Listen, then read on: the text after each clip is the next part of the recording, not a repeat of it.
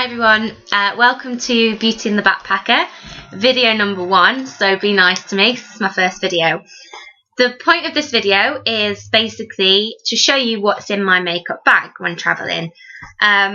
It's quite hard for girls, I think, because, you know, when you're travelling, you're slumming it a little bit in hostels, but you still want to look nice, you still want to dress up a little bit and be able to look pretty throughout the day. But obviously you can't carry every single beauty product that you own, which is very sad, but it's, you know, you can't do it. So I'm basically just going to show you what I carry in my makeup bag. So this is my makeup bag. It's quite small, but everything that I'm going to show you today fits inside this. I'll hopefully show you a few little tips, hopefully that you don't already know, in terms of being quite efficient with your makeup when away. Okay, so I'll start off with showing you what I keep in. So foundation, when I'm at home, I'll tend to use this foundation, which is some form of Rimmel. I'll be honest with you now, I'm not much of a flash packer, as they say, and even at home, you know, I'll never really spend lots and lots of money on makeup or anything, and I wear makeup every day, but I don't wear loads. So sorry if I'm not too much of an expert when I'm describing the makeup. But this is what I use at home. When I'm travelling, I prefer to use this, which is also Rimmel, but it's Stay Matte. I'm not really sure if you can see there, but it's not necessarily the brands that my point is about anyway. I use this one when I'm away, basically because the material of the bottle, and it weighs a lot lighter than this one. This is glass, weighs a lot heavier. Also with this, is when you finish it, if you just snip scissors and obviously keep it in a plastic bag so it doesn't go over everything, you can probably get an extra 2 weeks worth out of this one, so it lasts loads longer. I also find as well a good tip is that when you're away, especially if you're in hot countries like me anyway, I'm blessed with quite good skin, so I don't always need to wear foundation when I'm on holiday. Because I tend to find actually that my face goes darker than the foundation anyway. So what a good tip to do is if you've got a moisturiser, so this is just simple, it's got no fragrance or perfumes or anything in, just a simple moisturiser that you'll probably take anyway for your face and body as a combined one. If you mix a little bit of your foundation with some of this, you can use it as a concealer instead. So obviously it kind of waters down the foundation in essence, which saves you having to take a separate concealer, which then again saves on room. It's only a tiny bit of space, but it's a good tip. Also, if you don't want a full face of foundation on in the evening or throughout the day or something, again, it waters it down. It also makes your foundation last a lot longer. You might not want a really harsh kind of foundation colour on your face if you know, it's quite sun-kissed anyway. Water it down, works a treat. So there's one tip for you. Blusher, that's another thing I take. I usually use number 7. A bit of a strange tip here, though, is what I do is I tend to find a blusher, sorry about the light, you can't really see, but a blusher that's slightly too dark for my skin. When I do that, I find that when I'm dabbing my brush in it, I don't tend to rub it in too hard, so I'll literally just have to pat it on because it's too dark and literally dab it on and then perhaps rub it in a little bit because I find that it's too dark otherwise, which means that, you know, I've had this for a fair few weeks now and it's barely even been touched. It lasts pretty much double the amount of time by doing that, which is a strange little tip, but there you go.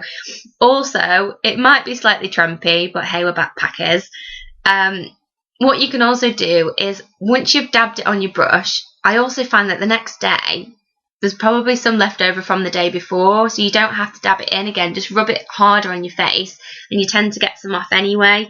I mean, I will be honest, I am quite guilty of not washing my makeup brushes as often as I should, but you know, when you're backpacking you want to get as much, you know, make the most out of it as possible. So there's a little tip for you. So that's another thing that I keep in. In terms of eye makeup, generally mascara is a standard. That's what I'll wear every day. I'm in two minds at the minute of which one to take, so I've got these two. So this is, don't know what the make is anyway, but this is a mascara. That's all you need to know. This one's waterproof, and it's Maybelline The Colossal Volume Express Waterproof Mascara. It's absolutely brilliant in that it lasts about 3 days. I find that even, you can't get it off in the shower, you can't get it off with face wipes, you can't get it off with anything. It takes about 3 days to get off, which is obviously brilliant if you're looking to go to a hot country. You don't want it running down your face, you want to go in the water, and you still want to look great with it. But I find that when I struggle to get it off, it's a bit uncomfortable. I just want to get all my makeup off at the end of the day, so I'm not too sure. Either way, all you need to know is one mascara, one or the other, not sure yet. I also take an eyeshadow palette, which is just something like this. It's quite cheap actually, and I might spend a little bit more on one, but I don't like to spend too much money on it because I'm quite clumsy. I tend to drop things, and I get really gutted when I've spent a lot of money on it and it's already happened already, but it breaks up like this here, and then it's quite sad then. So just a cheap one, and I'll try and get one that's got 4 different colours in, so a light one, a dark one, things that you can blend as well.